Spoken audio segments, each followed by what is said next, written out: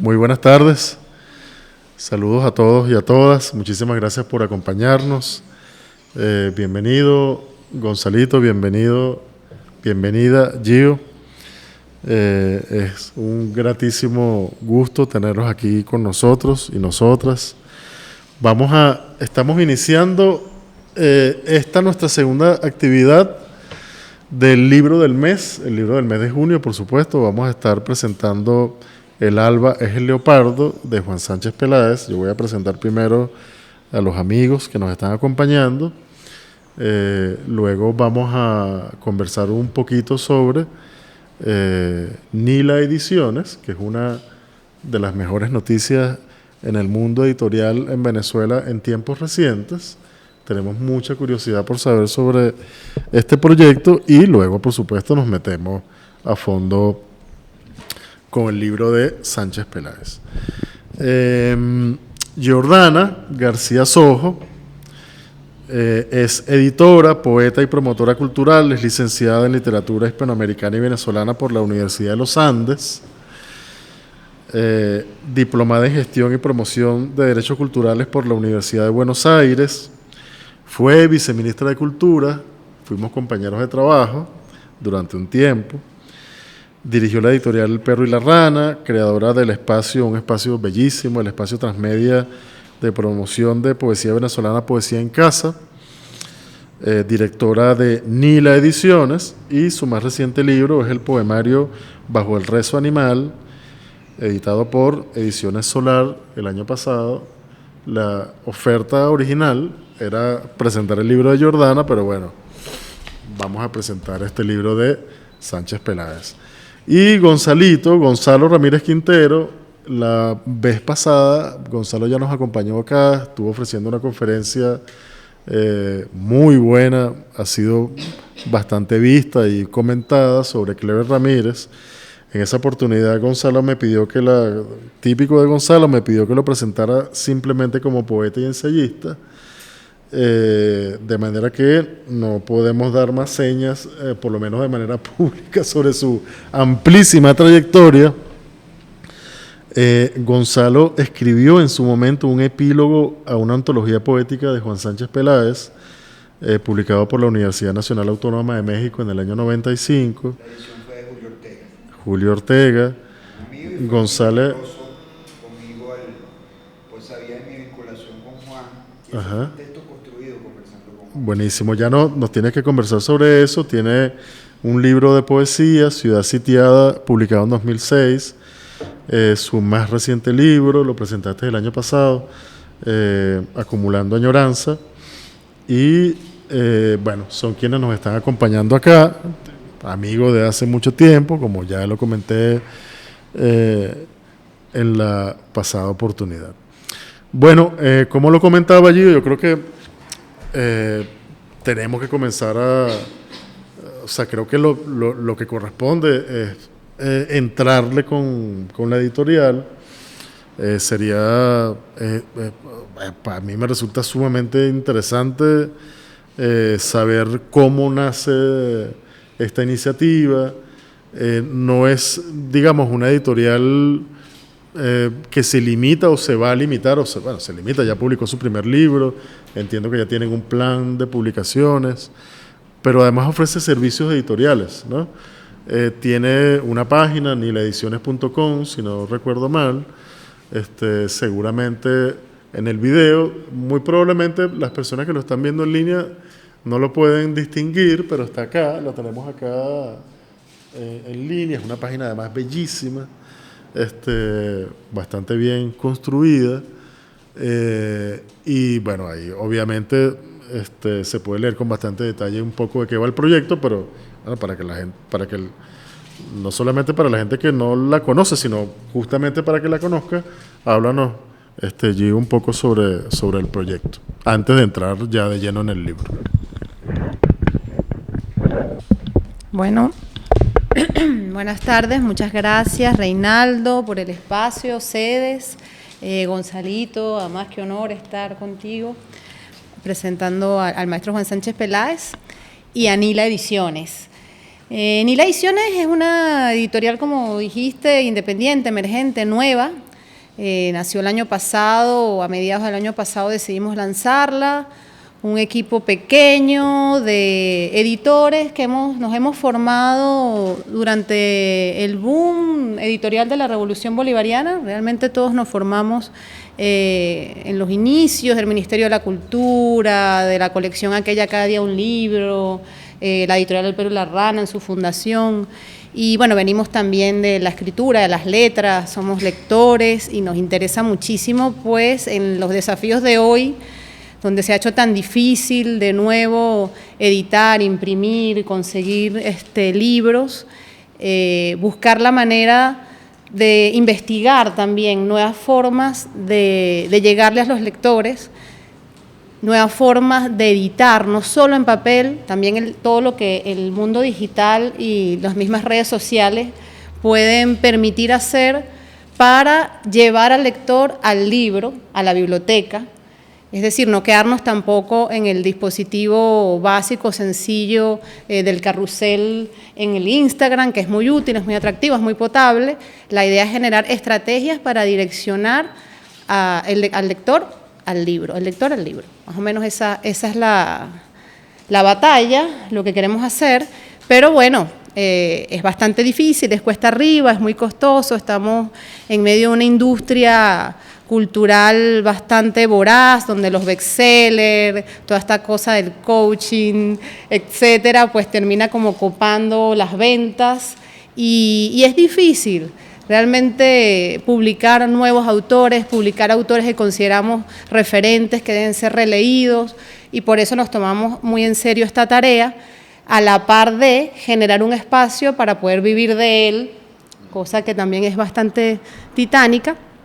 Y por eso Nila Ediciones no solo tiene un catálogo propio, que comienza con este libro de Juan Sánchez Peláez, sino también ofrece servicios editoriales, asesorías para autores y autoras, edición, corrección, toda la curaduría editorial que amerite cualquier tipo de publicación, acompañamiento transmedia también, porque bueno, en la pandemia nació ese proyecto Poesía en Casa, por ejemplo, que implicó un tejido interesantísimo o produjo un tejido interesantísimo de escritores y editores que nos conocimos a partir de ese proyecto a distancia, que nos escuchamos porque son las voces de poetas venezolanos en principio y después poetas mujeres latinoamericanas que se publican en un clip muy liviano en Instagram y por WhatsApp, Telegram, etcétera.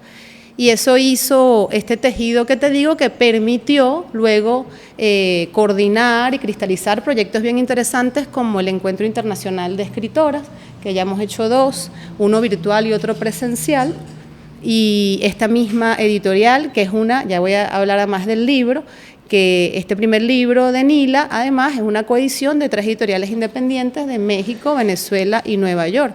Todo eso se logró en parte gracias a esas estrategias de promoción en redes sociales de la poesía que generaron contactos, tejidos, organización de alguna manera para luego concretar proyectos. Entonces le debemos mucho, sí, a la potencialidad del mundo digital y virtual para conocernos, para leernos, pero queremos que todo eso derive en la lectura del libro, sea físico o sea digital, en todos los formatos que permite el digital, ¿no? ebook, ahora el Kindle, para los que pueden tener un Kindle, pero el mismo PDF, en la práctica lectora del libro a partir de distintos dispositivos o estrategias de promoción.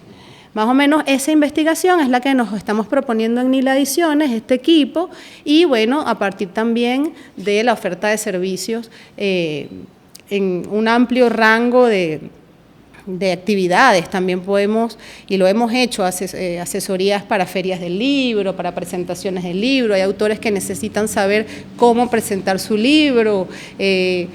En Venezuela existe esto del bautizo, por ejemplo, en otros países no. Entonces, bueno, esos pequeños detalles, no creas, a veces le hacen falta a los autores, pues, como conocerlos mejor. Y, por supuesto, pues el gran reto es cómo imprimo, cómo distribuyo, cómo hago que mi libro llegue realmente y se promocione en los países en los que quiero estar, en la misma Venezuela, etcétera. Entonces, bueno, son un montón de preguntas difíciles que nosotros, pues, nos damos la tarea de tratar de responder y de ayudar de acuerdo a las necesidades de cada autor. y cada autora. O sea, que he debido preguntarte cuando al principio cuando ideamos esta iniciativa. Bueno, todavía estás a tiempo. Claro que sí. Y bueno, Nila Ediciones es un homenaje a Enrique Bernardo Núñez, un personaje que particularmente amo y al que le debo un gran afecto y devoción, realmente esa es la palabra, de Cubagua, que creo yo que bueno, es una novela que marcó un antes y un después en la literatura latinoamericana y que también necesita mucho más reconocimiento más allá de Venezuela, porque bueno, se anticipó al boom, se anticipó incluso a Pedro Páramo, con la que también la hermanan muchísimo. ¿Sabes quién lo decía por todo el cañón y reconoció siempre el valor de Cubagua? Carlos Fuentes. Lo dijo textualmente: sin Cubagua yo no puedo escribir Terra Nostra. Imagínate. Trastocamiento de tiempo, espacio, todo eso, ¿no? Tú no sabes en qué dimensión temporal estás por momento, lo mismo que pasa con Pedro Páramo. Sí, Nila son varias Nilas, Así es. varias épocas. Bueno, por eso Nila Ediciones es un homenaje a Enrique Bernardo Núñez y bueno, digamos a todo ese bagaje literario venezolano que creemos que todavía necesita ser promocionado, investigado con mucha fuerza e interés. Entonces, bueno, Nila Ediciones, está la página web, nilaediciones.com, están las redes sociales, estamos en Instagram, en Facebook y en Twitter, y comenzamos el año pasado con la edición de El alba es el leopardo, de Juan Sánchez Peláez, porque en principio el año pasado, en septiembre exactamente, se cumplieron 100 años del nacimiento de Juan Sánchez Peláez. Era su centenario y bueno, nos pareció que no podíamos no hacer algo, no decir algo para celebrar a un poeta que consideramos que ha sido maestro de muchas generaciones de poetas y escritores venezolanos. Ha sido una influencia permanente de poetas muy jóvenes actualmente y de bueno poetas como Eugenio Montejo, como Ramón Palomares, como bueno el mismo Rafael Cadenas, Luis Alberto Crespo, Gonzalo Ramírez que está acá, Nuni Sarmiento, podría nombrar.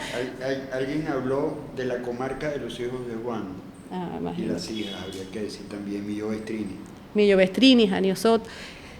Él está presente, así como Gervasi, fue una influencia importantísima, Vicente Gervasi, para Juan Sánchez Peláez. Juan Sánchez Peláez ha sido una influencia y lo sigue siendo. Lo impresionante es cuando tú hablas con poetas de 18 años, 20 años, que han leído a Juan Sánchez Peláez, la impresión, el encantamiento que ha generado y la influencia en su propia poesía es patente. Y por eso es que, bueno, consideramos que Juan Sánchez Peláez debe ser editado cada vez más, y no solo en Venezuela, sino fuera de Venezuela. Decía Álvaro Mutis, que era muy amigo de Juan Sánchez Peláez, que él era el secreto mejor guardado de América Latina.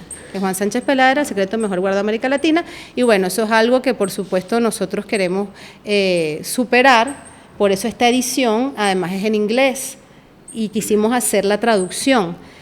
Y además es una coedición, como decía hace rato, con Dogma Editorial, que es una editorial independiente mexicana que lleva el poeta Iván Cruz Osorio, que también lleva otra editorial que se llama Mal País de poesía. Esas son dos editoriales excelentes, especializadas en poesía, y que se interesó muchísimo por la obra, bueno, ya lo conocía Juan Sánchez Peláez, pero poderlo editar.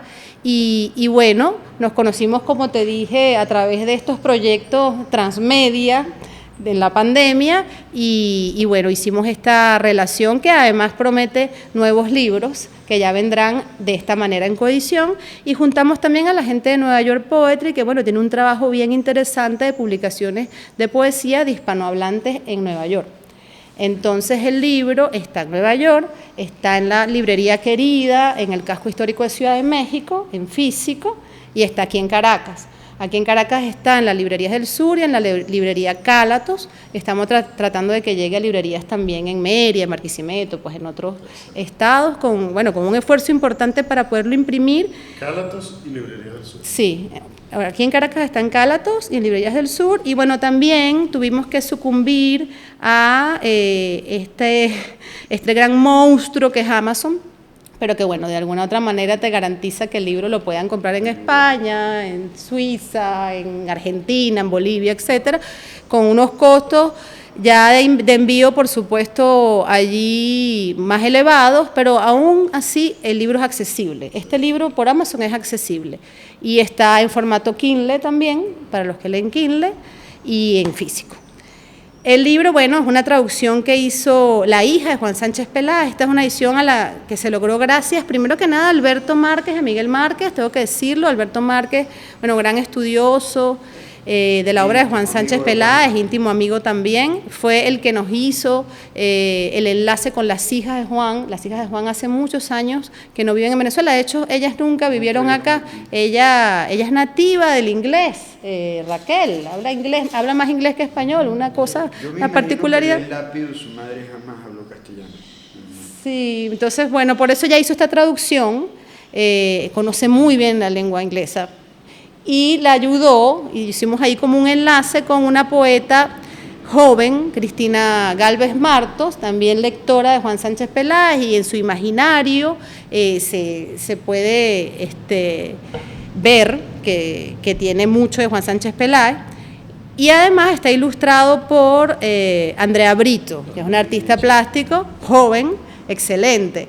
Yo quise ahí también como juntar a distintas mujeres jóvenes a trabajar esta obra, este primer libro de Nila. Entonces, realmente el trabajo que está detrás de orfebrería, de curaduría, está hecho por mujeres, desde bueno, la edición, la traducción, la ilustración, la promoción, etcétera. Y bueno, me enorgullece decirlo, bueno, es un libro entonces ilustrado, traducido, la diagramación es pareada, eso nos costó bastante trabajo. Pareada es que, bueno, se lee el verso en inglés y el verso en español al mismo nivel de la página. Entonces, bueno, eso también para practicar nos funciona muchísimo. Pero el fin último, al fin y al cabo, es que a Juan lo lean en otros países, así no hablen español. Es poder lograr o aportar un granito de arena para que deje de ser el secreto mejor guardado de América Latina y del mundo en general, del panorama universal de las letras. Creemos que Juan Sánchez Peláez, a pesar de que tuvo una obra que se podría decir que fue breve, él publicó 7 libros en toda su vida, y entre un libro y otro pasaban hasta 7 años, de 3 a 7 años. Ve que el último libro, Aire sobre el aire, es brevísimo, son 14 poemas. Son libros, algunos más breves que otros, pero todos son unas joyas, Reinaldo, todos. No hay un poema que sobre. Entonces, bueno, eso que hemos hablado a veces, el afán de publicar, ¿no? Y que a veces en poesía, pues, y en literatura en general, con los concursos y la cosa, pareciera que tiene que ser un deber ser, pues con Juan Sánchez Peláez se rompe completamente, ¿no? Y desde muy joven, desde que sacó su primer libro, que es Helena y los elementos, ya marcó un antes y un después en la literatura venezolana. Un libro que, bueno, sacó tardíamente, porque como te digo, no era de estar publicando todo el tiempo. Ya había escrito 1951. Ya había escrito muchísimo. Pero no había publicado, pero no lo había publicado, ni siquiera en revistas. Leía mucho en cafés, en encuentros, leía sus poemas, pero no los publicaba. Tú sabes un trabajo que hay que hacer, ver qué publicó en el tiempo en Chile. Vivió en Chile unos años de Mandrágora. El surrealista más importante de Chile, que era Mandrágora. Sí. Era de los más jóvenes junto con Gonzalo Rojas. Él estuvo, y esa influencia para él fue importantísima. Él vivió en París, en Chile, muy joven, como dijo Gonza, estuvo en Mandrágora, y bueno, después que llegó aquí también tuvo otras funciones, o sea, él vivió de otras cosas, dio clases, también tuvo funciones del liceo, él es de Altagracia Orituco, pues también tuvo funciones diplomáticas, y bueno. Juan Calzadilla también, por cierto. También. Me lo recordó Mercedes Chacín. Bueno, que ella es de Altagracia Orituco, claro. Bueno, y ya Juan Sánchez en el 76 le dieron el Premio Nacional de Literatura, en el 2001 le dieron el honoris causa de la Universidad de los Andes. Ese día, ¿sabes? ¿Tú estuviste? Ay, qué bello. Ya te vamos a dar la palabra. Gonzalo. Bueno, para terminar de hablar de la edición como tal, al final tiene una biografía muy breve, tiene 2 fotos del Catire Hernández de Jesús, que nos la cedió amablemente, a quien agradecemos. Estas fotos además intervenidas por el mismo poeta, tiene versos en los marcos de Juan Sánchez Peláez, y bueno, son 18... Gracias. Son 18 poemas de los 7 libros. Es una selección breve, pero donde ya te puedes hacer una imagen clara de la altura y la densidad y el universo simbólico y la coherencia de ese universo simbólico en la obra de Juan Sánchez Peláez desde 1951 con Elena y los elementos hasta Aire sobre el aire en 1989. Sus 7 libros, ¿no? Que además no es cualquier número. Entonces, bueno, esta es la historia del libro. El libro está disponible, como les decía, ya en estas librerías y también por Amazon, también por Nila Ediciones. Si nos escriben, por supuesto que lo podemos hacer llegar. No sé si oímos un poema de Juan Sánchez y después seguimos. No, dale con un poema, ¿sí? De Juan, claro, adelante, mi amor. Si fuera por mí, al cumplir mi ciclo y mi plazo, habría de estar solo, calmo. Despiertas habrían de estar la mañana y la alborada, pues al pasar, al transcurrir yo muerto, moverán la luz hoja y árbol, y habrá gorrioncitos de pie en los cables, quejas, alegrías, chimeneas e incendios. El tigre lamerá su pómulo cubierto de relámpagos. Los países inquietos también habrán de quedarse calmos. Luego de muchos sueños, Dios de los sueños, muerto o vivo, mi ciempiés nocturno, la plena selva ha de rodearme con grandes nubes y destellos. Una tarde mía en el olvido, en mi día aún por cegar. ¿Por cuál causa nostalgia? 1981. Penúltimo libro, publicado por Fundarte. Una edición bellísima con unos grabados de Antonio Arraiz preciosos, ¿viste? Antonio Arraiz Parra. Juan murió muy joven, ¿sabes? Poeta y estupendo artista plástico. Que es un poema clásico, Reinaldo. Profundidad del amor. Las cartas de amor que escribí en mi infancia eran memorias de un futuro paraíso perdido. El rumbo incierto de mi esperanza estaba asignado en las colinas musicales de mi país natal. Lo que yo perseguía era la corza frágil, el lebrel efímero, la belleza de la piedra que se convierte en ángel.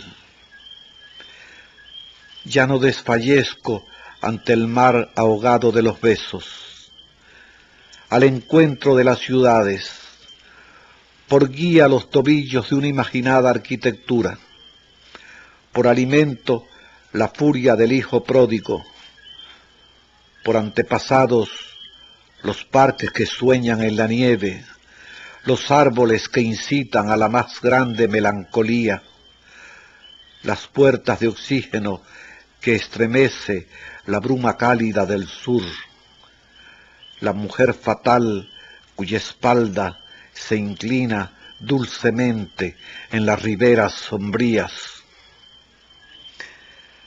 Yo amo la perla mágica que se esconde en los ojos de los silenciosos, el puñal amargo de los taciturnos. Mi corazón se hizo barca de la noche y custodia de los oprimidos. Mi frente es la arcilla trágica, el cirio mortal de los caídos, la campana de las tardes de otoño, el velamen dirigido hacia el puerto menos venturoso o al más desposeído por las ráfagas de la tormenta. Yo me veo cara al sol frente a las bahías mediterráneas, voz que fluye de un césped de pájaros. Mis cartas de amor no eran cartas de amor, sino vísceras de soledad. Mis cartas de amor fueron secuestradas por los halcones ultramarinos que atraviesan los espejos de la infancia. Mis cartas de amor son ofrendas de un paraíso de cortesanas. ¿Qué pasará más tarde, por no decir mañana?, murmura el viejo decrépito.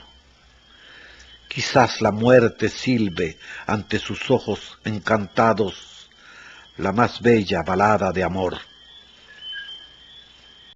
No, yo siempre me hago esta pregunta y siempre recuerdo un texto de Roland Barthes memorable, que por dónde empezar siempre, ¿no?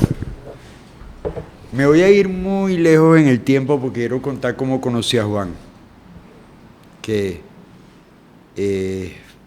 fue una amistad fundamental en mi vida, marcante, fue mi maestro en muchísimas cosas. Decía San John Peirce, maestro en astros y en navegación. Me enseñó muchísimo. Yo tuve 2 maestros en mi juventud primera. Uno fue Armando Rojas Guardia y el otro fue Juan Sánchez Peláez. Y me siento orgullosísimo de los dos, de haberlos acompañado y que ellos me hubieran acompañado en un trecho muy importante de mi vida. En aquel tiempo, dijo Jesús a los discípulos, como dice el Evangelio, bueno, en aquel tiempo, este servidor, comenzando por allá, a ver, año exactamente, ya había pasado el bicentenario del Libertador, yo me gano el concurso millonario de RCTV. ¿Así le pasó? Sí, en un triple empate, además, que ya podemos contar el secreto del triple empate. Decidimos los 3 empatar para joder al canal. Y bien jodido estuvo, además. Y fue uno de los gestos de solidaridad más bellos que yo he tenido con él, pues todo el mundo cumplió el pacto. Los 3 nos sabíamos las 3 preguntas de la final. Entonces, el problema fue cómo hacemos para responder mal, pero respondiendo bien. Casi que por aproximación, ¿no? Y al que le toca contestar la primera pregunta exitosa, y dije, yo voy a salir del pedo de una vez y después invento lo otro, contesté bien. Y los otros 2, que eran cosas tan peregrinas, Adrián Robledo y Flor Cecilia Santos, que si por casualidad pudieran estar oyendo esto, una en biología y otro en historia de la Segunda Guerra Mundial y yo en poesía hispanoamericana contemporánea. Mi interrogador fue durante el largo tiempo del programa, salvo en la final, Adriano González León. Mi amistad con él viene allí. ¿Él estaba trabajando en el programa? Y al final me interrogó un profe muy serio y muy respetable, a quien tengo un bellísimo recuerdo de él, Iracet Páez Urdaneta, que me dio un abrazo al final y se dio cuenta de todo. Bravo, me dijo hacia el oído. Bueno, a raíz de eso, yo me vuelvo una especie de personaje público, créanme que fue así. Tuve los barjolianos 5 minutos de fama, 18 años.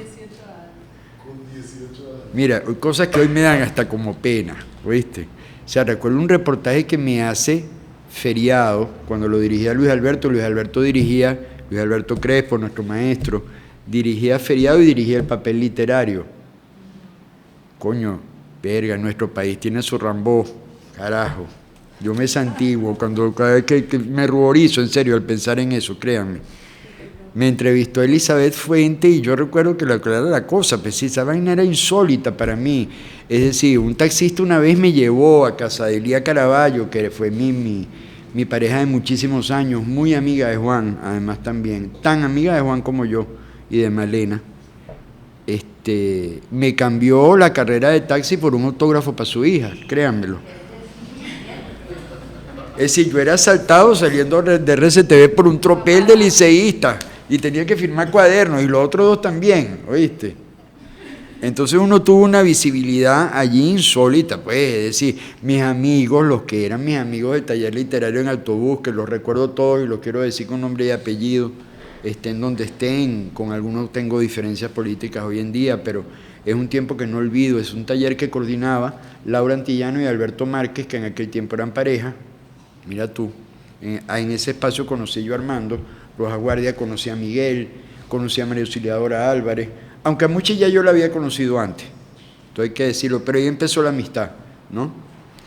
En ese taller estaban Mariana Rondón, la hoy cineasta, Marisela Capriles de Vergara, buena pluma, nieta de don Teo Capriles, Ezequiel Borges, notable poeta, hijo de Jacobo Borges, Juan Carlos López, un magnífico diseñador gráfico, César Sepsi, que era un gran compañero, escribía también y terminó cocinero, primero en un club mediterráneo y después está cocinando en Canadá, viviendo de eso.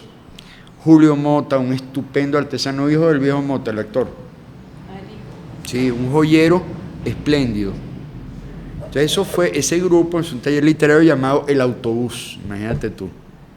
Quien me mete a mí en la historia del concurso millonario es Mariana Rondón, fíjate tú. Me dice un día de allá para allá, busca un flujo, saca una corbata que nos vamos a esta vaina que te la vas a ganar, además. Bueno, a raíz de toda esa cosa exitosa, un poco antes yo me había hecho amigo de Alfredo Chacón, a quien le debo la relación con Juan inicialmente. Yo a Alfredo, déjeme decirle, independientemente de las diferencias políticas que puedo tener con él, yo a Alfredo lo admiro, es un valor de mucho más que la literatura, de nuestra expresión. A mí me gusta ese término del Samalima, la expresión americana, y por eso me gusta hablar de la expresión venezolana, porque yo tengo una guerra con la literatura desde hace mucho tiempo. Me parece una dimensión de farsa, en muchos sentidos. Juan decía siempre una frase que me encantaba, y la decía siempre bebido: la infinita vanidad de la literatura. Él tenía una guerra con eso. Y siendo un ego impresionante también, porque los amigos le mamábamos gallo. El libro lo debía escribir ahorita y llamarse El ego y los elementos. Pero al mismo tiempo una humildad comparable a las piedras, ¿oíste? O sea, él se da una dualidad. Él tenía conciencia de lo que él valía, vamos a hablar claro, eso es así. Porque le costó mucho, además. Le costó el rechazo familiar. El padre, voy a hablar con Hugo Chávez, digresión tras digresión. El padre lo envía a Chile con la meta trazada de que el señor tenía que convertirse de profesor de literatura profesor en el pedagógico de Chile. Y cuando le escribía al papá, le escribía cartas dirigidas al profesor Juan Sánchez Peláez. Cuando el papá le escribía a Juan, échale pierna. Y claro, como dice Julio Ortega, traicionó a su padre para siempre en favor de la poesía. Por eso los poemas donde está la imagen del padre, que nunca lo entendió, son amargos, son muy duros. Juan me decía que tenía un sueño recurrente con el papá, que lo veía siempre de espaldas, le tocaba y el papá no volteaba. La madre es todo lo contrario. Y ese es un tema que habría que escribir algún día, Jordana, ¿sabes? Así como existe la estupenda tesis de Pepe Barrueta, cuyo a veces se nos olvida que ese Pepe, prosista y ensayista, la imagen del padre en la poesía venezolana, una tesis que fue tutoriada por uno de los carajos más arrechos y más rigurosos como crítico, y toda la vida viviendo en Francia desde muy joven, que es Saúl Yurkiewicz, mi amigo, además también admirador profundo de Juan. Saúl tutorió a dos venezolanos, por cierto, a Pepe y a Gustavo Pereira. Lo que ella es crónica, Historias del Paraíso, era la tesis original de Gustavo, que se alargó. Y Saúl era un tipo que podía manejarse en muchos registros y con muchas cosas diversas. Bueno, decía, así como existe la imagen del padre en la poesía venezolana, ese libro portentoso de Pepe, habría que escribir una imagen de la madre en la poesía venezolana. Y eso en Juan es muy claro, o sea, es muy importante. Recuerdo que además me dice, de joven con mi hermana la nena, tenía una relación muy bella, todo lo contrario a la que tenía con mi hermano Abel, el psiquiatra, que era una relación muy ruda y muy dura, porque Abel tenía esa cosa, esa masculinidad exacerbada que también tenía el papá. Ahora bien, el papá también le enseñó cosas sorprendentes, eso no lo sabe mucha gente. Juan era un excelente tirador. Hay una foto. Y disparaba muy bien, lo vi disparar, Jordana. Puntería envidiable, y también el papá lo enseñó a boxear. Fíjate tú, cosas insólitas, cosas que se van agregando en una vida que explica muchas cosas. Bueno, vuelvo al cuento del concurso millonario. Alfredo Chacón me dice, Juan Sánchez Peláez me pidió tu teléfono y te va a llamar a la casa, a tu casa. Coño, mira, yo estaba como el aprendiz, pues, que sigo siendo. Yo reivindico profundamente esa condición en el poeta, que lo dice bellísimamente Caetano en una canción que le dedica a María Betania. Cantar y cantar y cantar sin dejar de ser el eterno aprendiz. Así titula María Auxiliadora Álvarez uno de sus libros de poesía, El eterno aprendiz, porque el aprendizaje solo termina con la muerte. Goya, cuando era un anciano, a mí me gustaba siempre ponerle este ejemplo a mis alumnos en el Reverón y a mis alumnas. Goya, al final de su vida en Burdeos, exilado políticamente por el maldito de Fernando VII, escribe el autorretrato del viejo, que es una cosa portentosa, donde ves al artista en la plenitud de sus medios, pero tan grande como eso es lo que escribe, las dos palabritas que escribió atrás, aún aprendo. El artista llegando al final diciendo eso. O sea, esa condición del aprendizaje. Juan decía, Gio, en momentos donde se metía en esa zona de alcohol profunda, donde uno estaba pero no entraba a la vez, ¿no? Porque empezaba una metafísica y un diálogo con su fantasma. Yo no he hecho nada. Es muy bravo decirlo así. Yo no he hecho nada. Obra no, obra es el final. Uno lo que va escribiendo son cuadernos, realmente, ni siquiera libros. El libro es lo que forma la totalidad. Eso es muy malarmiano, además, ¿no? Entonces, bueno, vuelvo a la historia del concurso millonario. Me llama ese día y yo estoy que, bueno, yo de verdad no me quise lavar las manos como 5 días, de verdad.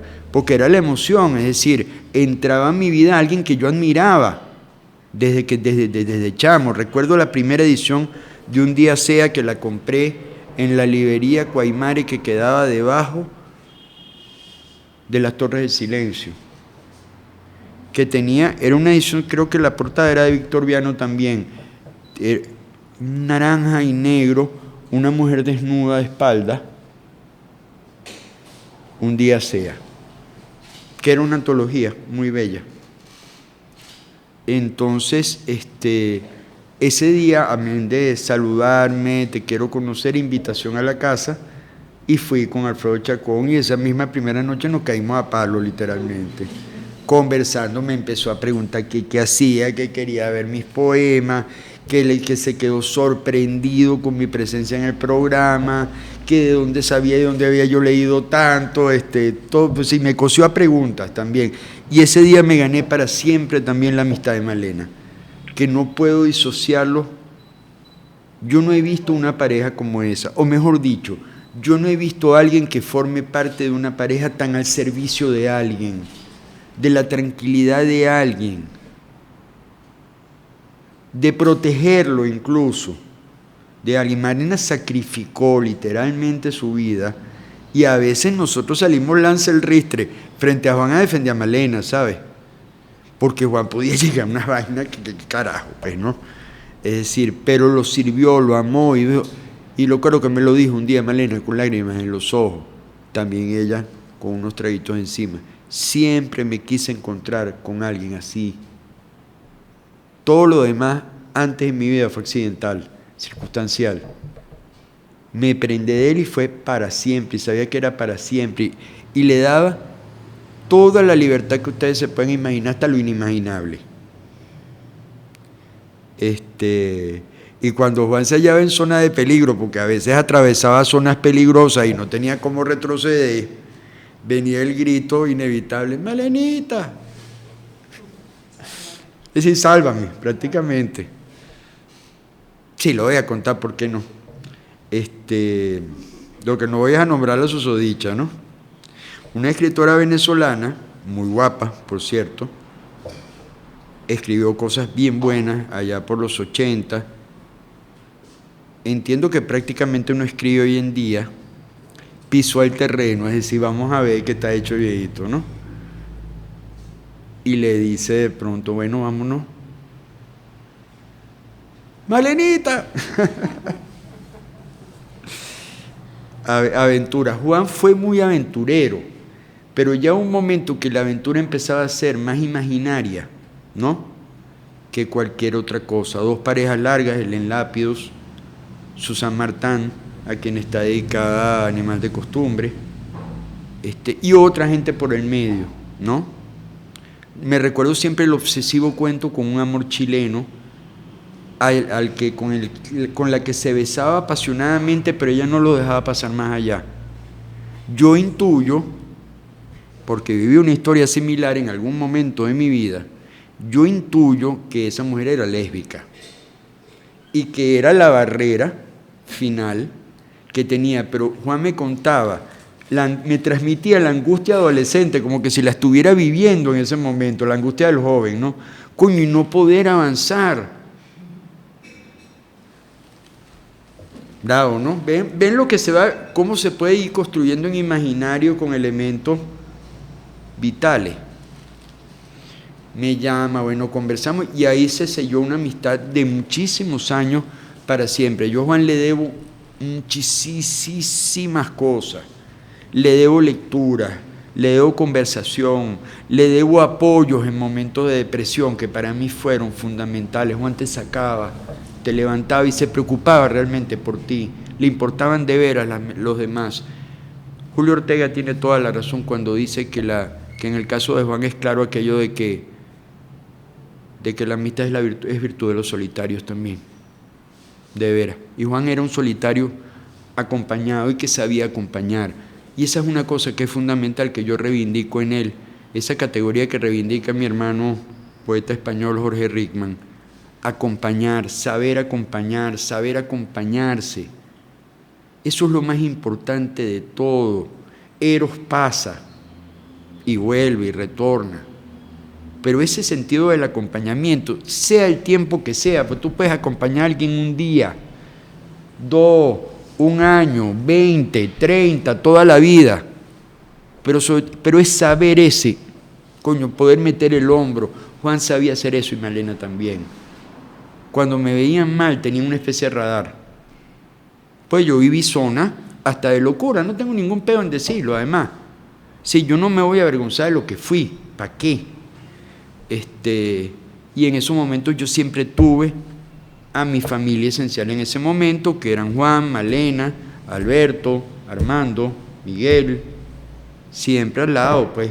Los chamos del autobús ya en un momento nos dispersamos y la comunidad maravillosa en un momento se dispersó, pues definitivamente, pero el grupo primordial siempre estuvo, ¿no? Y acompañaron mucho a Lía, y eso yo lo reivindico también. Para Juan y para Malena, Lía no era el apéndice de Gonzalo, Lía era Lía y valía por sí misma. Y además a Juan le encantaba como la pasión de Lía, que es magnífica investigadora en artes visuales. Eran las artes visuales, eso era tema correspondiente, porque Juan tenía una mirada finísima en esa materia también. Lo que tenía Juan en la casa eran joyas. Se ve en el documental, que lo saludo, el documental de Payares, es un documental que me gustó, Piragüita.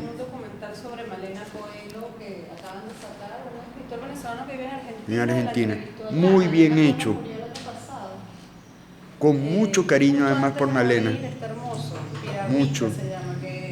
Todo lo que tiene Malena en la casa que se ve, los cuadros, son traídos de la casa de Juan, fue lo único que se llevó. ¿Y cómo eran las veladas en casa de Juan? Empezaban alrededor de 6 de la tarde, ya con el frasco de whisky escorchado, hasta que el cuerpo aguante, como dice la canción de Miguel Ríos. Más de una vez me quedé a dormir. Y a leer. Mucho, eso entraba cualquier cosa. Pero hay un momento, que es lo que yo llamaba, lo que Juan llamaba, pasemos al otro salón a hablar de cosas absurdas. Y ahí podría caber, cuénteme cualquier clase de disparate. Juan disparando al aire, es decir, cosas, eso yo lo vi, ¿me entiendes? Eso no me lo contó. ¡Pa, pa, pa! Así como un soldado de la Revolución Mexicana, después de una victoria, ¡pa, pa, pa, pa! Pero otro salón físicamente. O sea, No, imaginaria y físicamente, imaginariamente. Las conversaciones transcurrían en un bellísimo jardín. La casa de Juan. Juan se pierde un poco después, cuando le quitan la casa porque los dueños la venden. Juan vivía en un piso, un anexo, se podría decir, que tenía una ventaja maravillosa, tenía un inmenso jardín. Entonces había un saloncito que daba al jardín, que era el jardín, el saloncito de las conversas. Ya con la noche, si hacía mucho frío, nos metíamos para dentro de la casita, dependiendo de cuánta gente hubiera, porque a veces podía haber mucha gente, ¿viste? A veces estábamos los dos solos, yo con él y Malena, Lía y yo con Malena y Juan, pero a veces el grupo se ampliaba, o uno llevaba gente para allá que uno quería que los conociera, ¿me entiendes? Y a ellos les agradaba recibir gente y conocer gente nueva, mucho. Pero eso de pasar al otro salón es simbólico, es decir, llegó la hora loca, pues nuestra, es decir, pero una hora loca que podía durar muchas horas, déjame decirte. Disparates van y vienen, Juan diciendo locura, bueno, yo también, confidencias eróticas de todo tipo y de todos los colores, de hombres y mujeres, Juan entraba incluso en dimensiones hasta pasolinianas, que yo ahí sí no me paro en el cuento porque no está fácil contarlo en público, pero dejo insinuado el tema. Juan no tenía barreras en ese sentido y detestaba la moralina. Pero Ludovico dice una clave allí. En esa poesía hay una profunda subyacencia cristiana, en el sentido más puro del término. Yo recuerdo cuando hay un poema, lo voy a leer, hay un poema en Por cuál causo nostalgia, que él me contó el origen. Yo lo intuía y le dijo, esto es así, me dijo, ¿cómo sabes? Porque yo también lo canté. A ver. Sorprendente, porque vean que es la cosa de la construcción del poema. Hay cosas que pueden quedar como un pozo dentro de uno y afloran cuando uno menos lo espera, a veces 20, 30, 40 años después.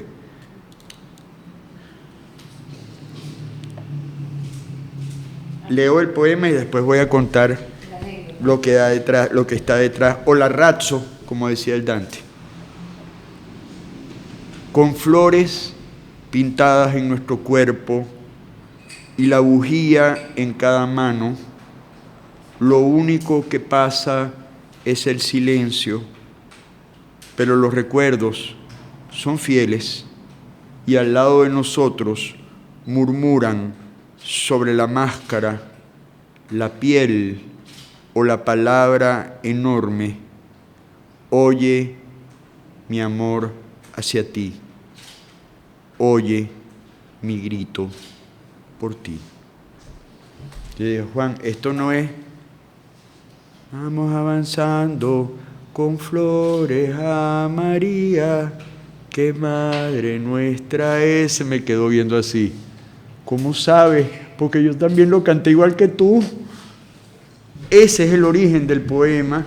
El niño dentro de la iglesia con la velita cantándole la canción a la Virgen María, con los compañeritos y las compañeritas. ¿Ves lo que queda? Y claro, la poesía genera una transposición de eso, pero el grito por ti es por la Virgen en ese momento, ¿me entiendes?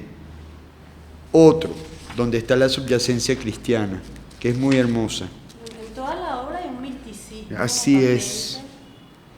Cristiano y también pagano. Y pagano. Pero hay zonas de un cristianismo nítido, mi amor, ¿oíste? Pero cuando digo cristianismo estoy hablando de paleocristiano, de cristianismo primitivo, que era muy puro, pues es decir, antes de que la iglesia lamentablemente cristalizara en el pedo de la institucionalización, pues, que es el rollo y el conflicto fundamental de los místicos. 12. Y está dedicado a Álvaro Mutis. Ápice y cima, a ras de nuestro fin primero. Fíjense, ¿no? Nacimiento y muerte de una vez mezclado, ¿no? Procúranos refugio y que nutridos por la piel del otoño se vayan entibiando nuestras casas y animales y que no haya sino diafanidad de parte nuestra respecto al hombre o a la mujer. Ora pro nobis, ruega por nosotros. Ave de buen augurio, ora pro nobis en tu niebla fijísima y fija, finísima y fija. Ruega por nosotros mientras llegan las tardes sin color y abundan los inviernos. Ese es el último poema de esta selección. Ay, qué bueno, qué acertado. Fíjese cómo toma el ruega por nosotros. Acuérdalo, se dice en la misa, ruega por nosotros, ruega por nosotros, ruega por nosotros. Y claro, lo dice inicialmente en latín porque seguramente el niño Juan escuchó la misa en latín. Ora pro nobis, que además es una expresión bellísima, ¿no? Entonces, bueno, vuelvo a la deriva, a la línea de tiempo con Juan, como diría Felipe Pigna. Muchas cosas, muchas enseñanzas, tatuajes que me dejó por dentro con cosas dichas. A veces me provocaba grabarlo, pero Juan eso no lo permitía. El Catire intentaba hacerlo y no lo dejaba. Gordito, deja de estarme grabando. Porque es que de verdad, de las cosas que me dio muchas, yo leía Clarice Lispector por Juan.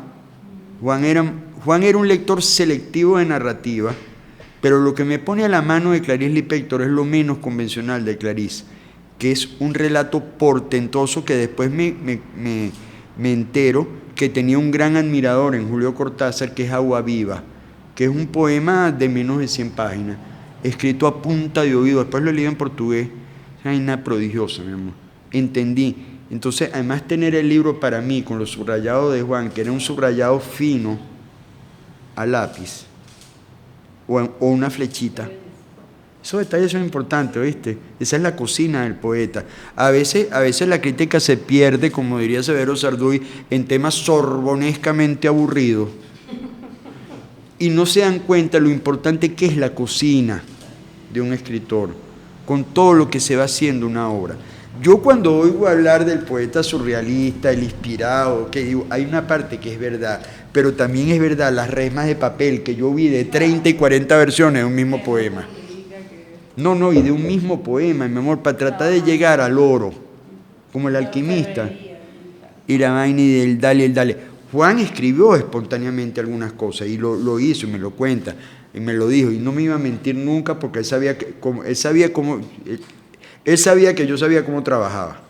Pero después las trabajaba igual. Pero, óyeme una cosa, mi animal de costumbre salió al dictado y se lo creo. Y lo voy a leer porque es un poema sorprendente. De este poema hizo una magnífica, me invito a que lo vean en Google en algún momento, porque está por allí. Mario Abreu, un magnífico artista venezolano, uno de los grandes maestros de nuestras artes visuales, hizo un estupendo cuadro a partir de ese poema, se llama Mi animal de costumbre. Léelo de esta edición. Ok, ¿está allí? Sí. Ok. He estado haciendo una trampita, he estado leyendo con la entonación de Juan. No lo puedo hacer de otra manera ahorita. ¿Verdad que están en español? Sí. Mi animal de costumbre me observa y me vigila. Mueve su larga cola. Viene hasta mí a una hora imprecisa. Me devora todos los días, a cada segundo. Cuando voy a la oficina, me pregunta, ¿por qué trabajas justamente aquí? Y yo le respondo muy bajo, casi al oído, por nada, por nada. Y como soy supersticioso, toco madera, de repente, para que desaparezca. Estoy ilógicamente desamparado de las rodillas para arriba. A lo largo de esta primavera que se inicia, mi animal de costumbre me roba el sol y la claridad fugaz de los transeúntes. Yo nunca he sido fiel a la luna, ni a la lluvia, ni a los guijarros de la playa. Mi animal de costumbre me toma por las muñecas, me seca las lágrimas. A una hora imprecisa, baja del cielo. A una hora imprecisa, sorbe el humo de mi pobre sopa. A una hora imprecisa, en que espío mi sed, pasa con jarras de vino.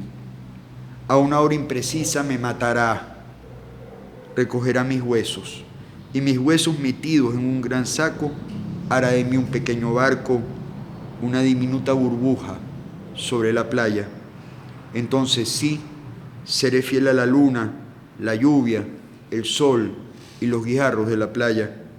Entonces persistirá un extraño rumor entre el árbol y la víctima. Persistirá, barriendo para siempre las rosas, las hojas dúctiles y el viento. Eso es sorprendente, porque él me dijo que él se sintió asaltado por esa entidad, que es lo cotidiano hostil, es muchas cosas más, pero al mismo tiempo es muy ambiguo el animal de costumbre todo el tiempo, ¿no? Entonces, él me decía, yo creo que todos lo tenemos. Más fíjense el comienzo, mi animal de costumbre me observa y me vigila. Y entonces le hace la pregunta, ¿no? Y imaginarse a Juan de un turno de oficina no es fácil, oye, déjenme decírselo.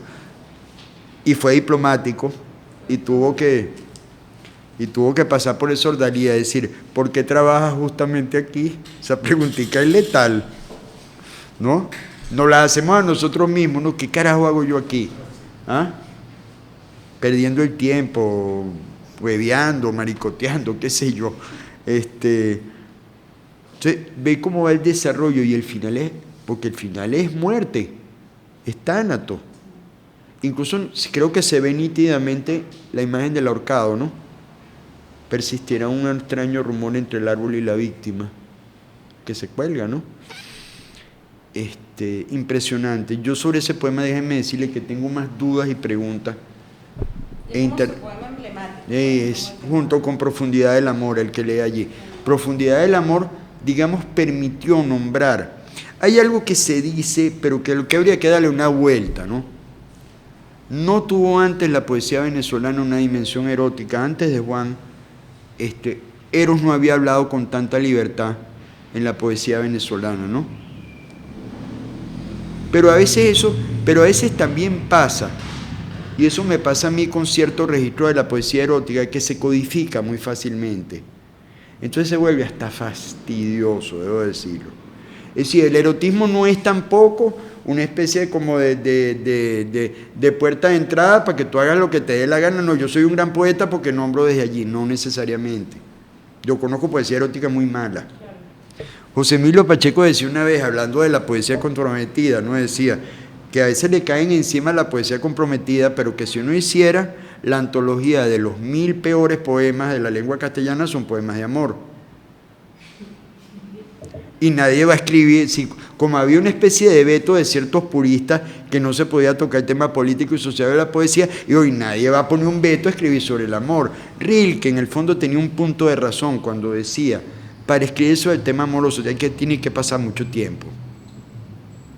Uno tiene que haber vivido mucho, visto muchas cosas, pasado por muchas cosas, etcétera, etcétera. Pero ese tipo de poesía codificada, aún disfrazada de audacia expresiva, que si tus nalgas, tus caderas, eso ya no dice nada a nadie. Eso no entretiene a nadie, ni siquiera el que lo escribe, creo yo. Perezo Reinaldo, mi maestro, dice una cosa muy buena y atrevida, es decir, esto es literalmente una provocación, pero muy lúcida, ¿no? Y déjeme decirle algo memorable.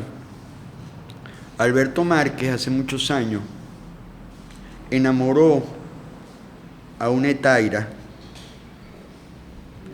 de la que se enamoró esa noche, anduvieron un tiempo juntos, leyéndole Profundidad de Amor de Juan. ¿Qué les parece? Entonces la poesía puede, como dirían los prosaicos, comillas, funcionar. Reinaldo lo dice de esta manera, déjame ver si lo encuentro.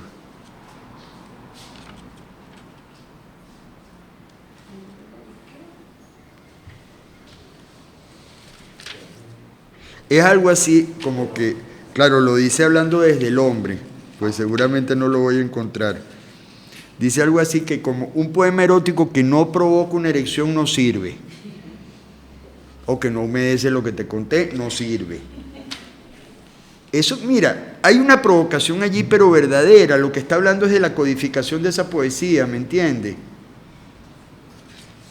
Y Bueno, yo creo que el erotismo Juan no es de ese tipo No, es otra cosa. Es como metafísico, hay como una tensión ahí. Pero puede ser muy violento a veces también, ¿sabes? Muy tocar tierra, carne. Pero cuando no... Siempre. Y ahí hay cosas que no se han estudiado. En Juan hay un lector de Bataille que mucha gente no ha visto. ¿Oíste? Esto que dice Reinaldo es perfectamente aplicable a Juan. En todo poeta se encuentra un personaje curioso. Un gato que ronda por todos los cuartos. Observa, husmea.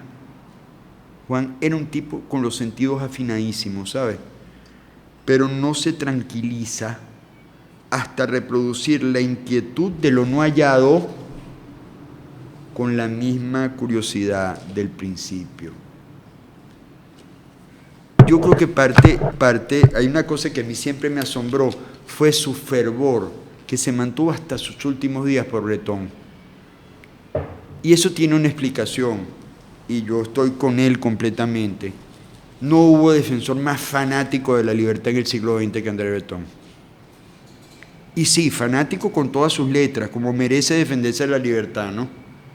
Y entonces me dijo, mira, Gonzalo, puede ser que yo me quede, hablando de la obra poética propiamente dicha, puede ser que yo me quede con una cuarta parte de la obra poética de Breton. Pero las enseñanzas que Breton dejó dentro de mí, esos son irrenunciables. Y creo profundamente en lo que decía al final, que el surrealismo debía desaparecer, meterse en una catacumba y pasar a ser una dimensión invisible, pero que siguiera moviendo cosas, ¿no?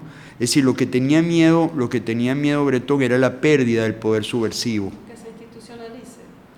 Como se terminó institucionalizando, hoy lo estudian los burros enzapatados en las academias y las burras enzapatadas.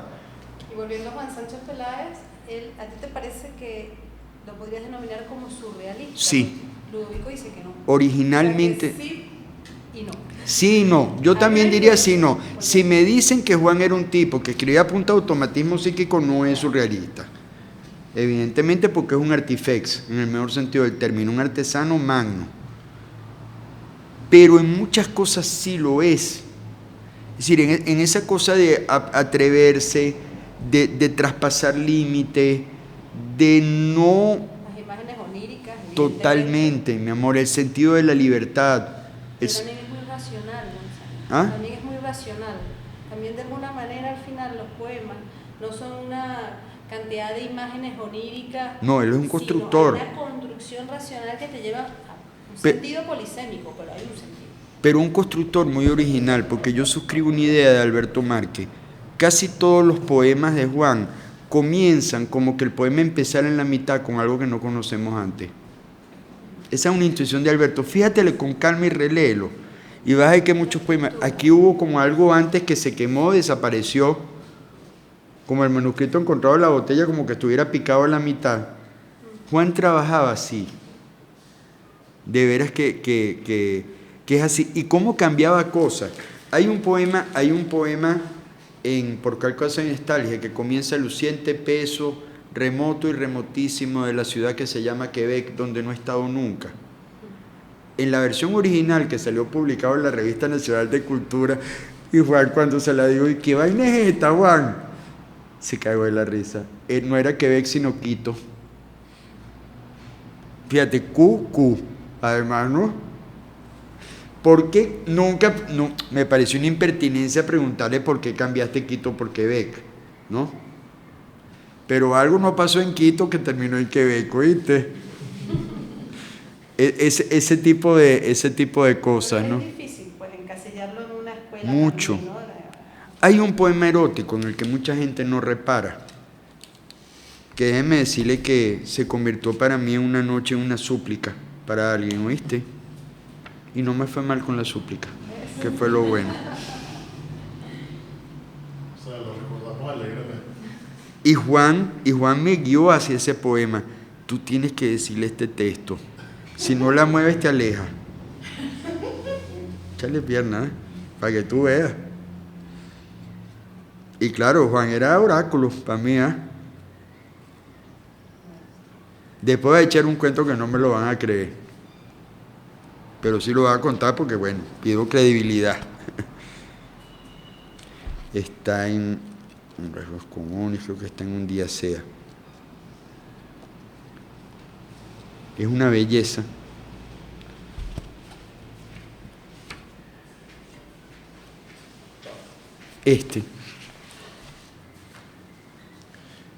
En el lecho se cierra el mundo, o se abre, o se atisba en las chimeneas azules y las ventanas, oh astros muertos que veo erguidos, besos en los pasillos y en los vagones, sombras que escucho, esto que mira el sol y se prolonga en el río, es la bocina del viento, la noche intacta del sexo es una víbora en el cuello.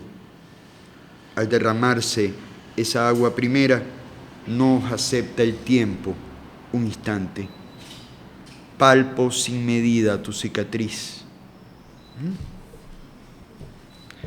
Húndete en un abrazo conmigo, aunque te reclame otro lugar. No hay súplica más bella que esa.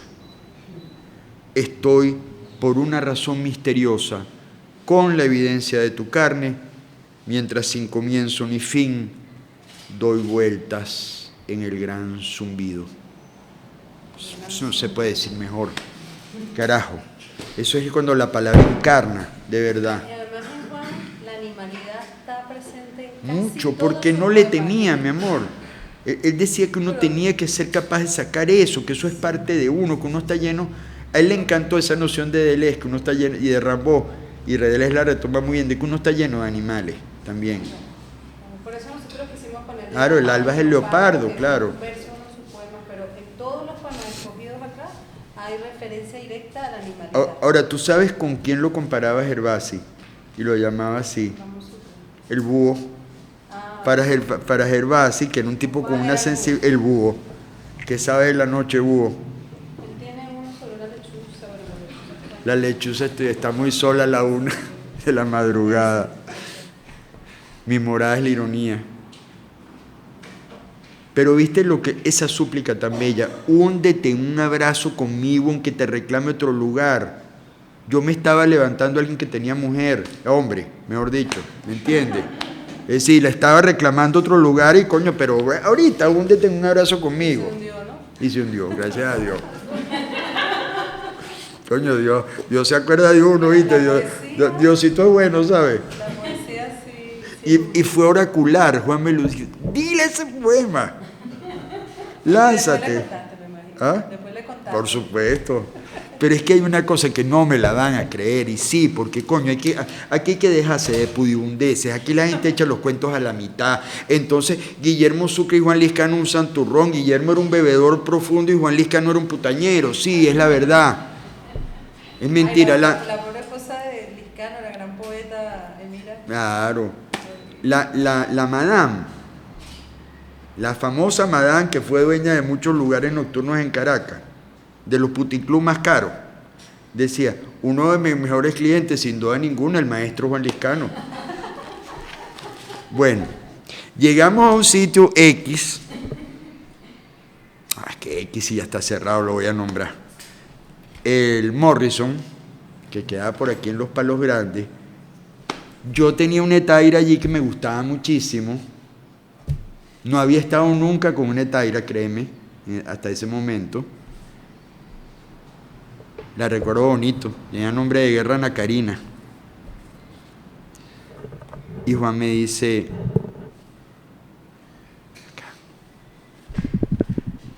yo tengo unos dolarcitos metidos por allí, dentro de un libro, y empezó la búsqueda. Yo te llevo y te llevas a la mujer. Lo más arrecho que Marlena nos dejó en el lugar, ¿oíste? ¿Qué? ¿En serio? Pero lo más bravo fue, yo no sé cómo, Ana Karina me ve llegar, ya había bebido con ella en la barra, no tenía con qué, y me iba a la cama con ella, llego con Juan, ella se para de la mesa, Gonzalo, volviste. Y escuchamos a un tipo que después me cuenta ella, que es gerente de la Tío Rico, y eso era mucho real en ese momento, reconoció a Juan, no me pregunten cómo, porque no fue a mí el que reconoció. Claro, como yo no soy poeta, nos ganamos una, por fin, no joda. Una en 1.000.000, una por lo menos. ¿Ah? Bueno, y Juan tuvo además la cosa bellísima, conversó con nosotros, se bebió unos tragos, Ana Karina lo festejó, lo exaltó, le dijo poemas, locura, cualquier cosa, ¿no? Y se sentó una chama con nosotros queriendo que el viejo se iba a ir con ella y no se iba y no se fue. Se retiró un momento, Gonzalito, te dejo, me voy a dormir, yo me fui con Ana Karina. Esas cosas son cosas que ustedes ven porque es alguien que amo, o sea, indiscutiblemente, pues. Recuerdo algo hermoso, ¿no? Juan es muy posible que por muchas razones no entendiera la revolución bolivariana, pero nunca se me olvida que una noche de 1999, comenzando, y ya estaba el comandante Chávez en el poder, con unos tragos me dijo: créeme que yo te entiendo a ti, y me soltó la frase de Baudelaire que amaba: a fondo de lo desconocido para encontrar lo nuevo. Eso era una cosa que Juan tenía tatuada y me lo dije: entiendo por qué estás con lo que estás ahorita. Entonces, coño, sentí ahí, no estoy contigo, pero yo no te dejo, ¿me entiendes? Es decir, no te suelto. A pesar que después se metieron una cantidad de bribones e intrigantes, que a los que sí no voy a nombrar, pues no me interesa nombrarlos, que metieron intriga contra mí. Y vuelvo a hablar con Juan, hay un hiato contingente entre 2002 y 2003, pero en 2003 volvimos a conversar por teléfono. Y en clave muy dulce, efectivamente. Les voy a contar algo que tampoco me lo van a creer, pero créanme que fue así.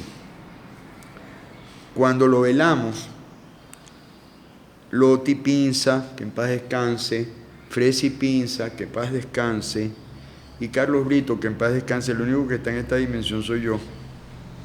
Fuimos hasta el cementerio del Este. Juan, la tumba de Juan está al lado de la de Ludovico. Mira tú las cosas arrechas, ¿no? El nexo familiar, mi amor. La nena estaba casada con Marcelino Barquín Michelena. Ludovico es Ludovico Silva Michelena. Era su primo, el empresario de La Migal. Seguramente tuvieron referencia de la revista. Una revista que pagó Marcelino Barquín para que la dirigiera Ludovico. Estupenda.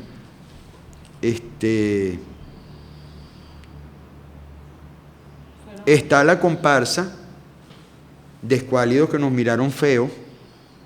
Malena no, por supuesto, me agarró, me abrazó, me besó. Se retiraron y nosotros nos quedamos. Loti y Fresia, déjame decirte, son amigas desde su juventud primera de Juan. Loti compartió cosas con Juan como nadie. Y Juan la respetaba, la amaba y la admiraba. Fresia también, y Carlos también era muy amigo de Juan. Nos sentamos, hacemos una especie de ritual en círculo, cada quien dice una oración.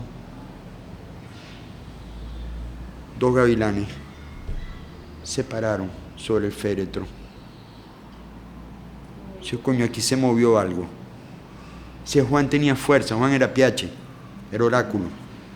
Esa vaina de los gavilanes a mí me pasma todavía, es decir, qué cara, y además al Ludovico, la tumba al lado, es decir, la vaina era, sí, la vi, yo con mis ojos, Luis José Silva Michelena, que era su nombre, Ludovico su nombre de guerra, su apodo de batalla, ¿no? Eso fue sorprendente. Hay un poema que a mí en la juventud primera me marca, y lo quiero leer en la edición original de Rasgos Comunes, pero igual este poema marcó a Alberto, marcó a Armando, marcó a Miguel, porque es un poema que te da aliento en medio del mierdero que vivimos todos los días. Oigan, sí, como es la sentencia. Voy a tratar de leerlo también con la entonación de Juan.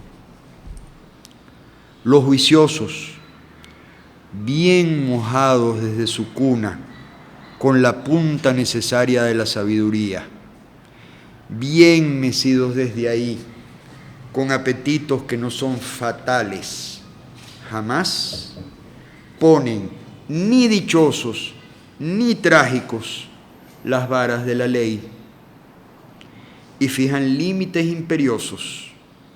Y en la picota, nuestra jerga boba, muy ribeteada, con flores y pajarillos. Si de una parte el mortal amado por los dioses muere pronto, aquella plaga, por el contrario, sobrevive a todos los inviernos.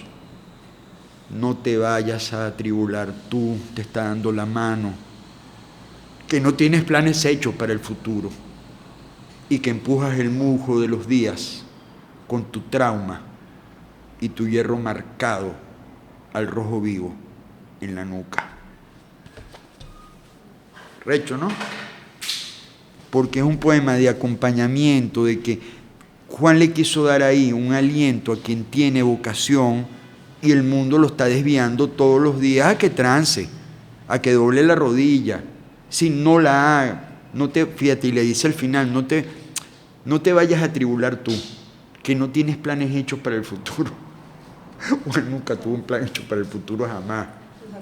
Jamás. Aunque humorísticamente, Salvador Garmendia decía, Salvador era el coño, como lo echo de menos, porque no solo el gran narrador de los libros, que fue el gran cuentero que era una cosa prodigiosa, ¿no?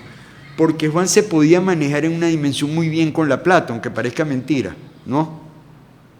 Entonces decía, sí, muy bien, y a Salvador amaba a Juan, y viceversa.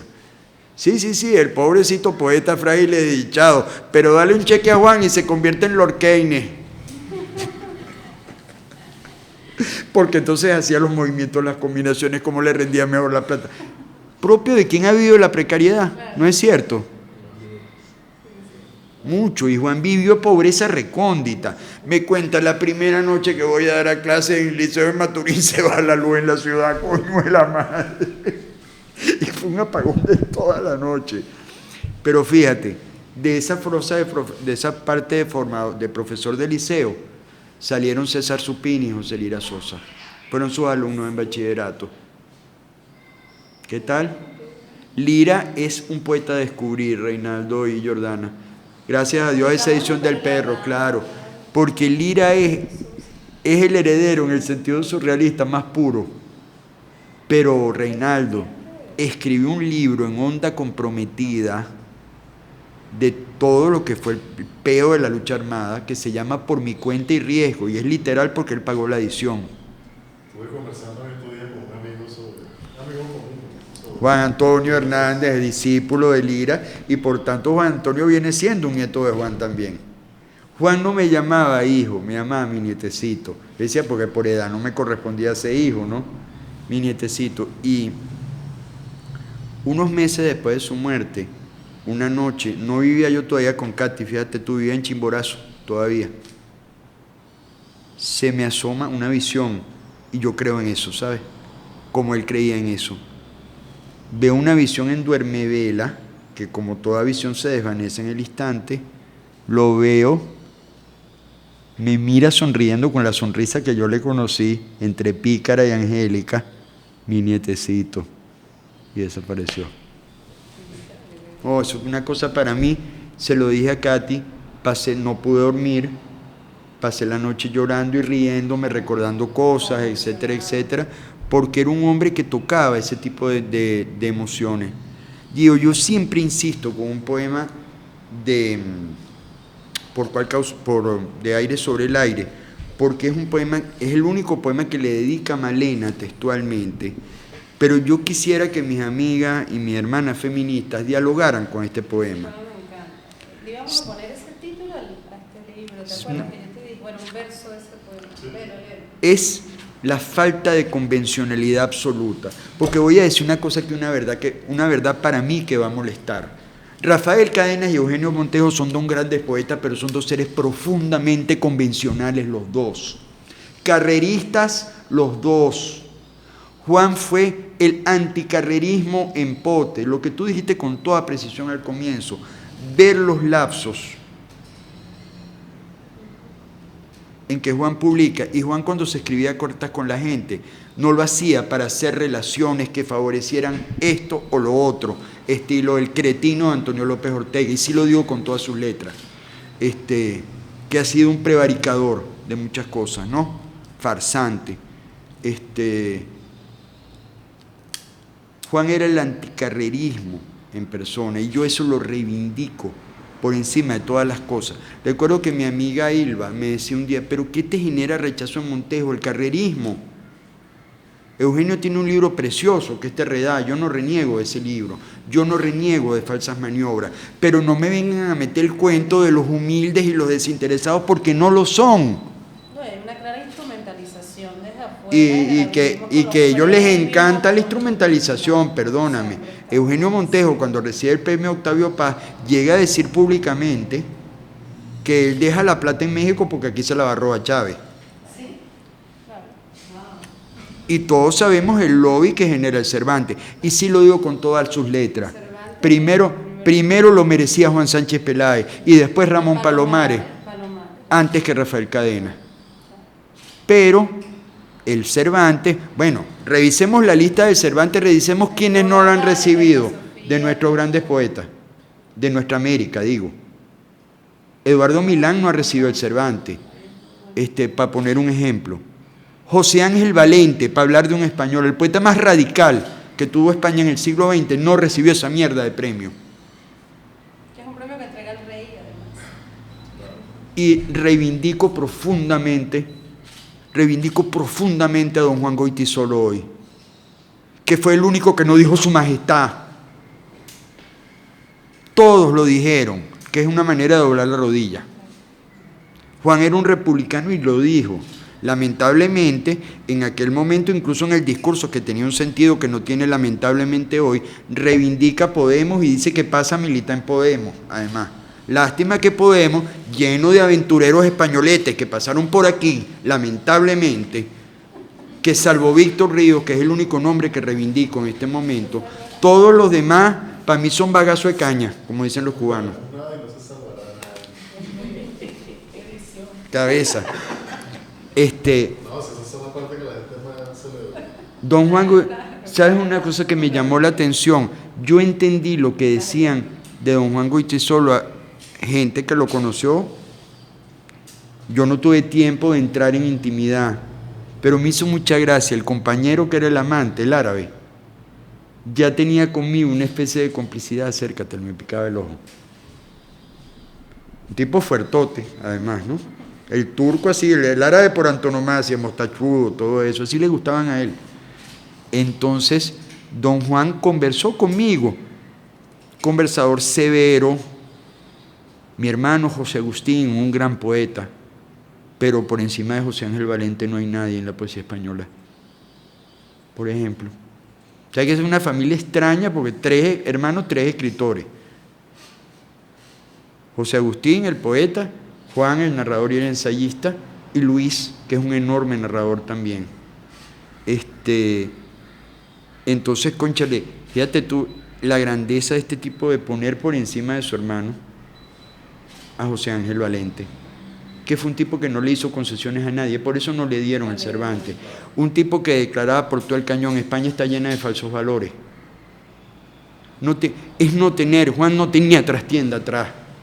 No tenía intereses ni apetitos.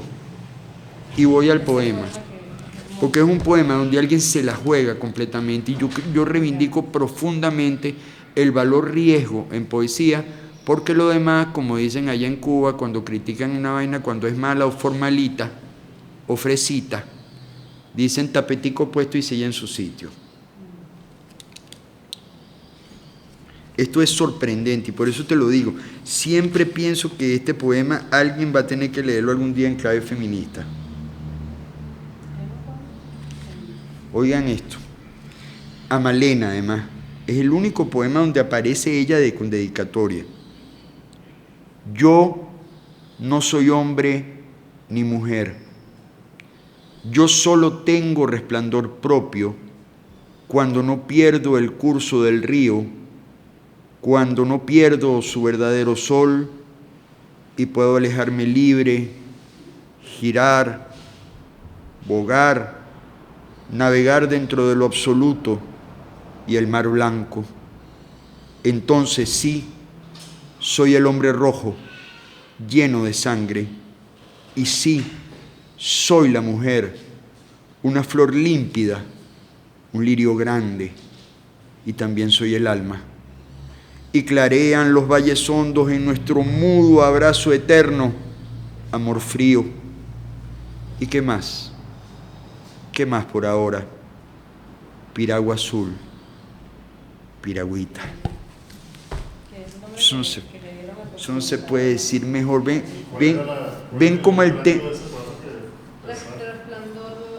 propio. ¿Te acuerdas que te lo comenté? Sí. En algún momento? Lo que pasa es que después le dimos más este cariz de bestiario.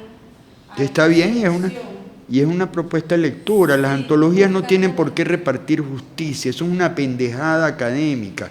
Las antologías se hacen sobre la base del gusto. Ahora, un gusto que tiene en la medida de lo posible. El buen antólogo, que se diferencia del buen antólogo, la buena antóloga de la mala antóloga. En que, bueno, el gusto tiene que llegar a tener una consistencia subjetiva. Ni siquiera estoy diciendo objetiva, sino subjetiva. Lo otro es pendejada. No, que si una antología tiene que repartir justicia, una antología es un mapa de lectura, tan sencillo como eso. Para Sí. cerrar, Río, me encantaría que leyeras, Coño, sí. el de tu preferencia. Bueno, Gonza, muchísimas gracias por todas estas historias que nos acercan a esa humanidad de Juan Sánchez Peláez, que estas generaciones que no tuvimos el privilegio de conocerlo, pues envidiamos. Pero Antes de que leas, quería decir una última cosa.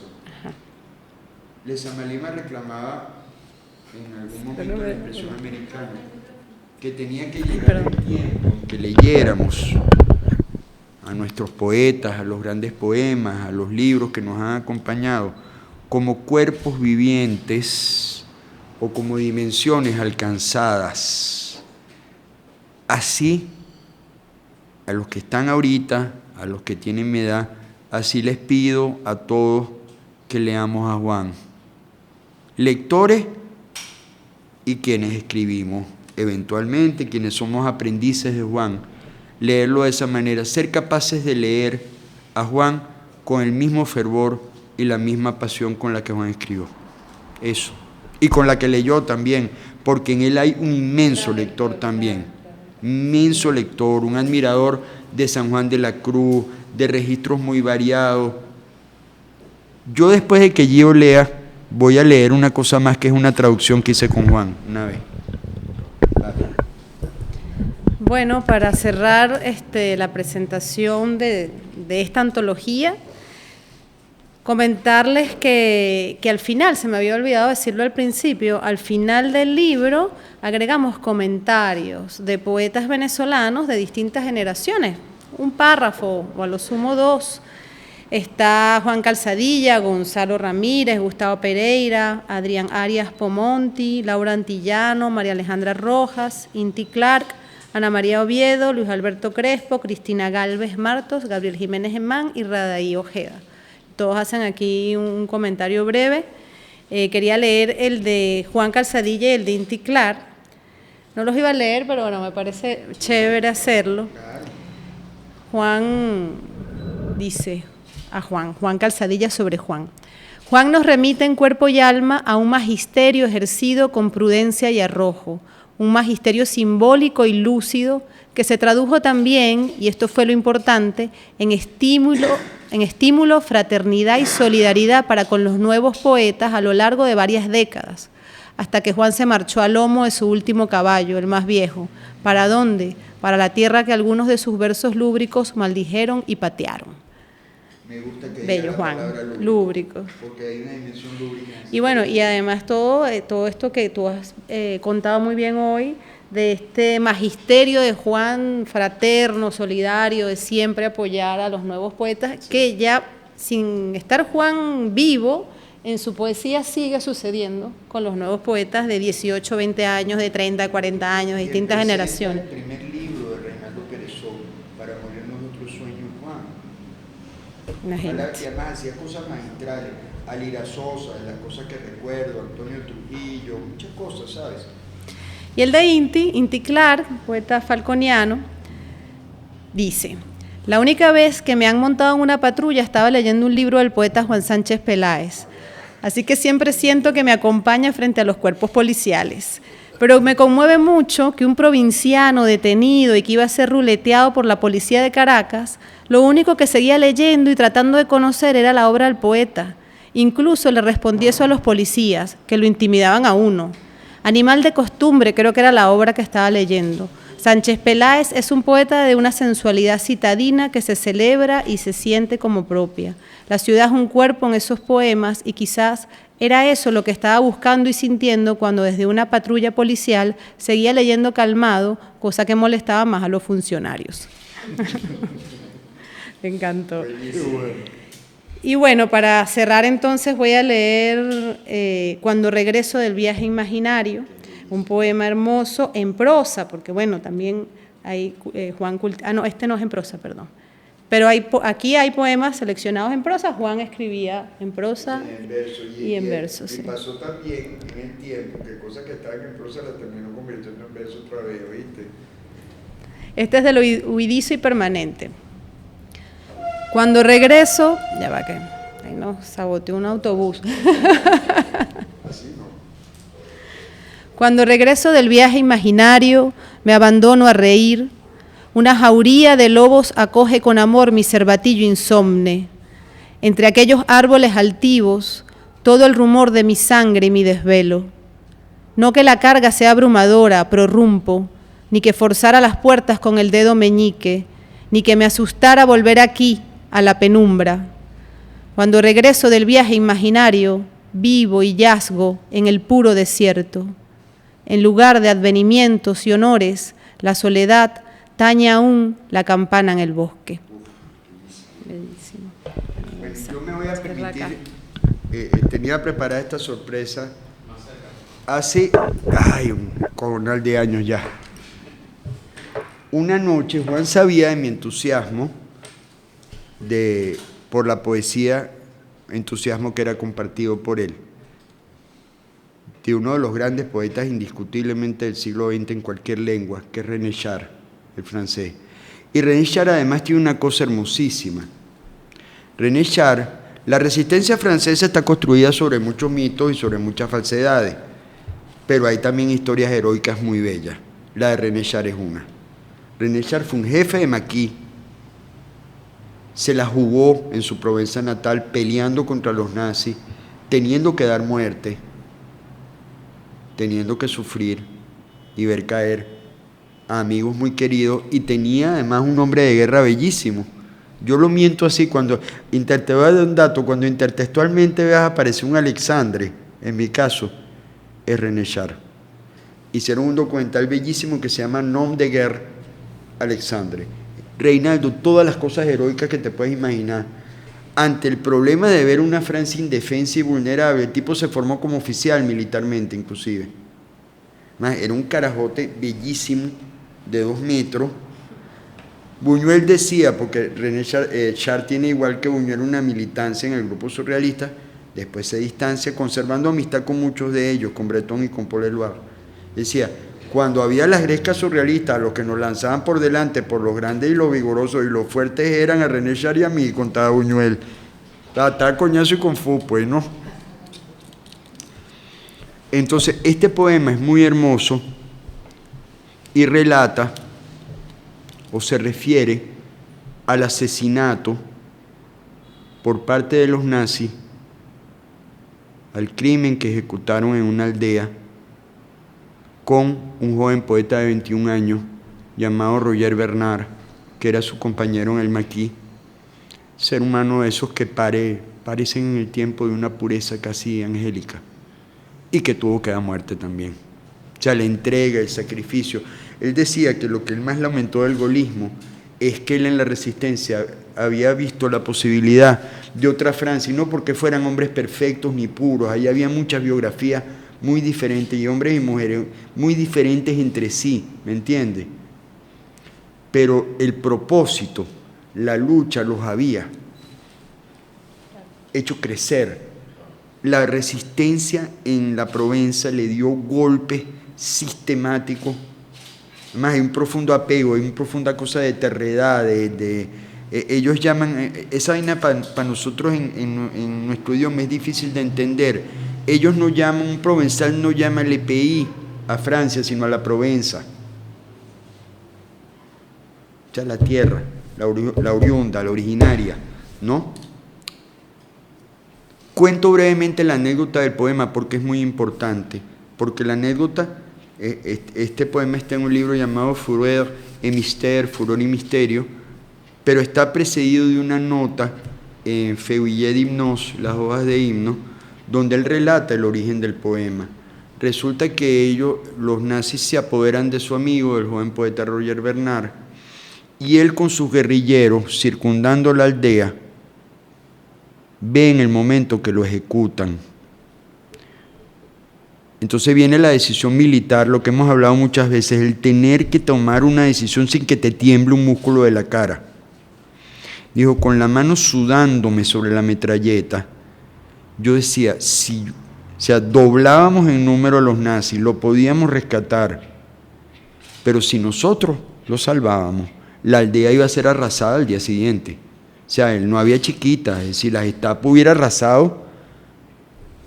Recuerdo que la nota en Feuillet nos decía, una aldea igual que otra. Lo supo él en el último momento. Y arrechó. Entonces, este poema lo escribió un tiempo después, evocando aquello. Me va a permitir, disculpen, leerlo en francés primero y después la traducción porque la tengo en la memoria, ¿no? Fue una larga noche traduciendo con Juan, buscando las palabras, apelando al Petit Robert. Juan conocía la historia de Roger Bernard. Este es el que vamos a traducir. Entonces tuve la escuela de traducción espontánea porque esa era otra cosa, era un formidable traductor. Juan no solo traducía muy bien del francés, pasó un año traduciendo, sacrificando su propia obra a traducir a Marc Strand, uno de los grandes poetas de los Estados Unidos. Y Marc Strand se quedó asombrado. Y en una traducción rítmica, construida a punta de oído, porque es una cosa prodigiosa en Juan. Este es un poema en prosa, fíjate tú.